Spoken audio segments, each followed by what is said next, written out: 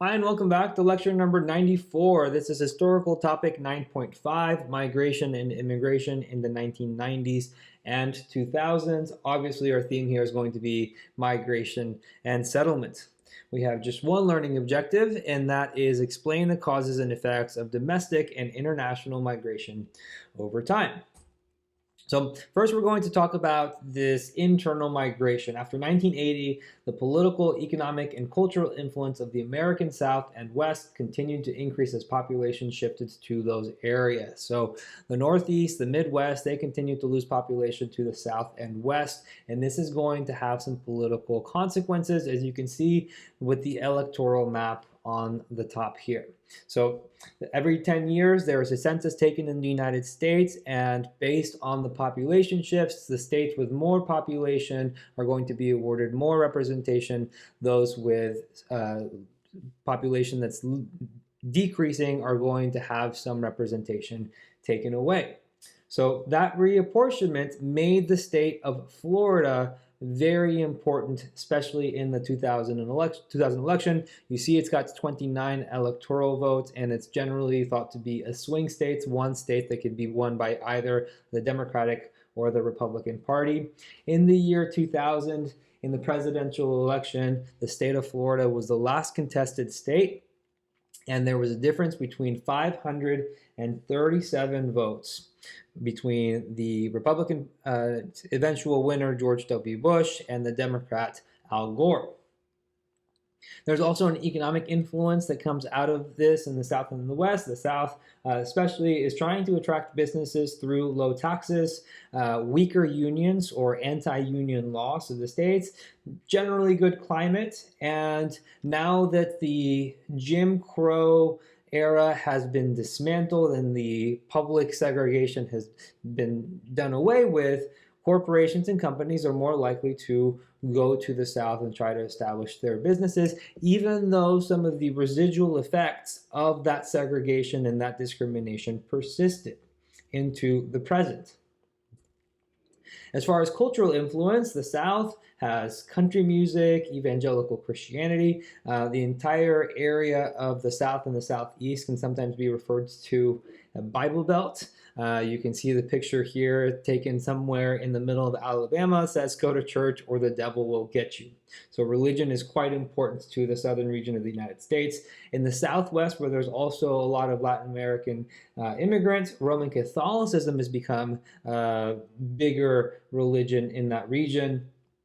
And in the West Coast, in California, you have the music and the movie industry, Hollywood, the Grammys, all of that goes on in the West Coast. Now, for international migration from Latin America and Asia, it increased dramatically in period 9 from 1980 to the present. The new immigrants affected U.S. culture in many ways and supplied the economy with an important labor force. So after the 1965 Immigration Act was signed, the expected immigration from Europe never came about, especially not to the levels that they were expecting before the 1921 and 1924 Quota Acts had been signed. Instead, immigration from other countries that hadn't previously migrated to the United States, like Asian countries, are starting to increase their migration to the United States. Now, immigration to the United States is very important because without it, the United States would have a declining population. So there are other countries that some advanced economies and Western democracies that are now aging populations, and because of that, they're having problems with their social safety net because there's not enough workers that are paying into the tax system to take care of the elderly. So without international migration, we would probably have already run out of money in the Social Security Trust. So that's one key economic impact of immigration to the United States. Now, as far as Asian immigrants and Asian Americans, today they make up about 6.5% of the total population. And because the standards for applying and getting approved for a visa to move to the United States from the 1965 legislation made sure that immigrants coming to the United States had to be highly educated or wealthy. Those were the types of migrants that were coming to the United States. from Asia. And so it leads to this model minority myth that all Asians or Asian Americans are either very wealthy or very smart. But that is just an effect of the immigration laws that we've had in the United States. And then at present, we have issues with anti-Asian hate crime. So partly due to the coronavirus pandemic, there are Asian and Asian Americans who are being blamed for the spread of the virus, and there are new campaigns now to stop hate crimes against Asian Americans and Pacific Islanders. That's what the AAPI stands for. You can see also in the bottom right a map of the United States and the percentage for the Asian population for each state. Most of the Asian population, Asian American population living in the United States, lives in the West Coast. That makes sense because geographically that's the area or region closest to Asia. All right, for Latin American migration, it was restricted for the first time through the 1965 Immigration Act. For the first time, Latin American countries were capped at a 20,000 visa restriction. 4 years earlier, the Bracero program had ended, which had now made it coming to the United States much harder, and it increased the amount of illegal crossings. Illegal immigration or undocumented immigration was already starting to be a problem for the United States by 1986, so Ronald Reagan signs the Immigration Reform and Control Act. And then later, Bill Clinton in 1996 will sign the Illegal Immigration Reform and Immigrant Responsibility Act, which are trying to curb illegal immigration by taking away the incentives for undocumented immigrants to come to the United States. The 1996 Act was putting the burden on private businesses to check for workers' legal rights to be in the United States as they were being hired. But this just led to a lot of people being hired under the table. And so these two acts generally failed in curbing illegal immigration. Latin American migrants and Hispanic Americans, Latinx, they currently make up the fastest growing population segment in the United States, and that will continue to be the case through at least the next 10 years.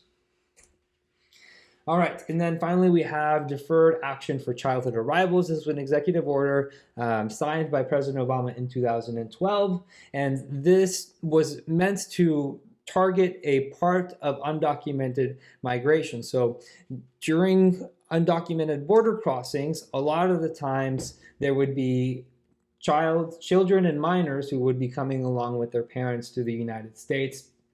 These children would go to American schools, would learn English, would grow up in the United States, and then maybe when they're older find out that they don't have legal status in the United States. DACA was meant to protect these children or these people who came to the United States when they were children and had no other choice but to follow their parents, and give them at least a path to creating some type of life in the United States in which they would not have to worry about being deported. So it allows these childhood arrivals to study in colleges, be able to work legally, get driver's license, pay taxes, and all without deportation. They have to renew their DACA status every so often, and it costs about $500. So they're able to do all of this as long as they stay out of trouble, don't get arrested, don't go to prison or jail, and also at the end of this, they cannot receive federal benefits like Social Security at the end of their working life. So there is a big trade-off.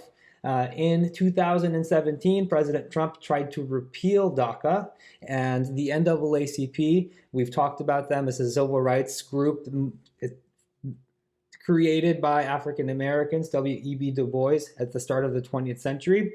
They actually came to the defense of these Latin American migrants and battled the Trump administration. The case went all the way up to the Supreme Court, and the Supreme Court eventually said that the reasoning and the process for the repeal of DACA was flawed. They did not deny that the Department of Homeland Security had the prerogative to end DACA, but the reasons and the process that they followed were not proper processes. And so for that reason, the people who had registered under DACA were allowed to continue to stay in the United States. All right, so that was it. Here's our recap. The American South and West gain influence due to demographic shifts towards those regions, and immigration continues to be important for population growth and cultural diffusion. So thank you for watching this lecture. Please come back for lecture number 95. We are getting so close to the very end. I hope that your studying is going well and that you're feeling confident for the AP exam. I'll see you on the next one.